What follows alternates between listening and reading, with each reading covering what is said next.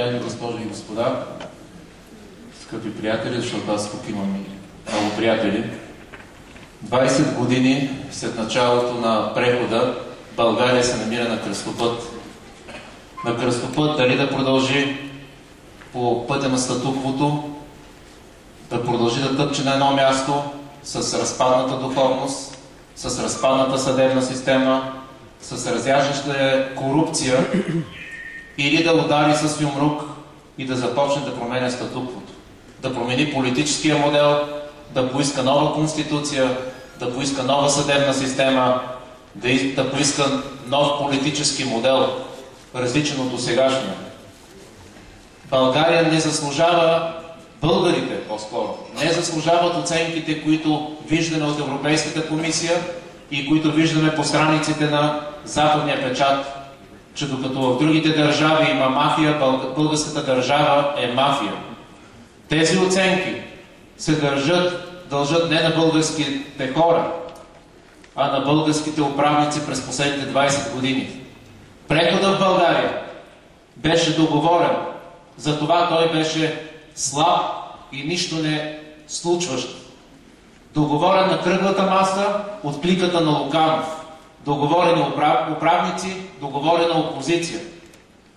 Аз и колегата Янев по различен начин сме се борили да се утвърди дясната кауза.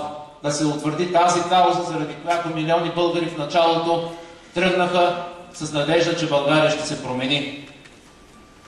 Отделихме се от старата десница, убедени в това, че тя е част от статуквото. Тук в Русе даже съм водил и съм започнал битка за това десницата да се отдели от корумпираността. Сега част от тези десни политици, които тогава им противостояха, вече са подсъдими. Но аз повярвах и намерих смисъл в това да продължа в политиката, защото видях, че Ред, законност и справедливост, лидера на Ред, законност и справедливост, са символ на независимостта, на нещо по-различно от това, което политическият инкубатор роди през последните 20 години.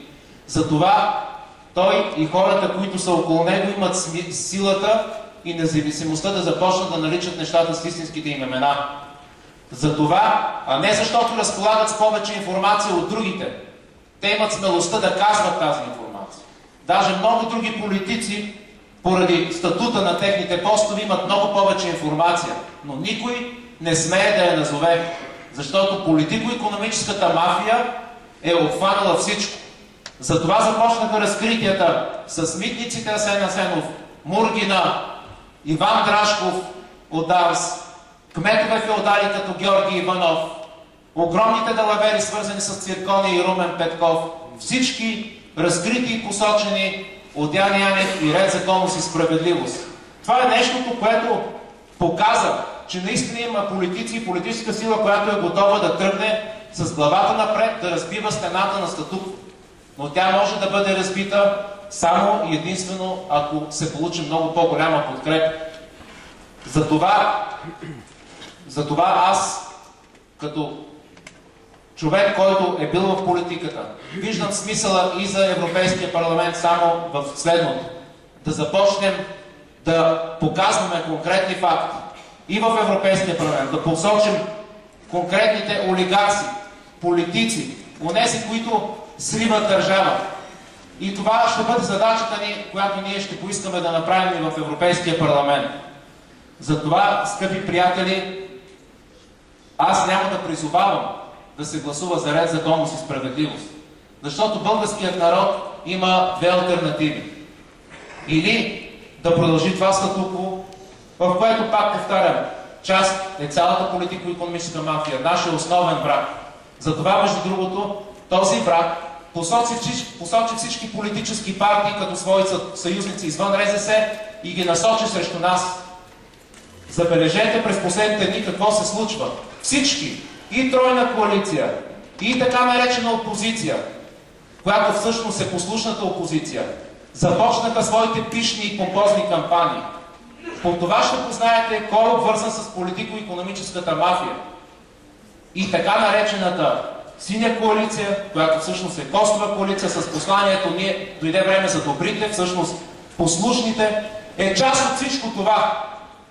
Това статукво ще продължи да води битка срещу нас. Имаше заплахи срещу него, сега се насочват със своя финансов ресурс да ни спрат, но те няма да ни оплашат.